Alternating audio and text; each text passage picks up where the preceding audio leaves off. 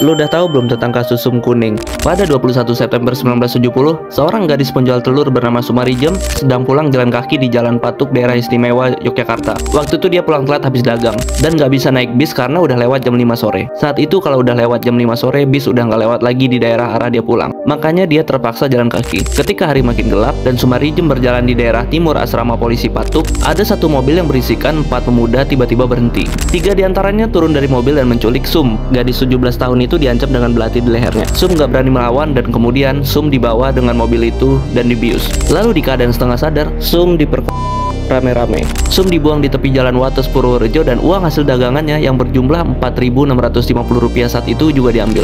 Itu mungkin setara dengan sekitar Rp280.000 saat sekarang. Dengan kondisi fisik dan mental yang hancur saat itu, Sum berjalan menuju kota Yogyakarta. Saat itu Sum masih memiliki uang Rp100 dan dia pakai untuk naik becak menuju rumah Ibu Sulardi, yaitu seorang ibu-ibu yang suka beli telurnya Sum yang tinggal di dekat daerah situ. Sesampainya Sum di rumah Ibu Sulardi, tangisnya pecah dan setelah itu Sum masuk rumah sakit selama 4 hari. Yang parah setelah itu, bukannya membantu Sum, kepolisian Yogyakarta malah menuduh Sum sebagai penyebar hoax. Bahkan setelah dia keluar dari RS, ruang geraknya dibatasin. Bahkan polisi mengancam Sum akan disetrum kalau dia nggak bikin versi lain dari ceritanya.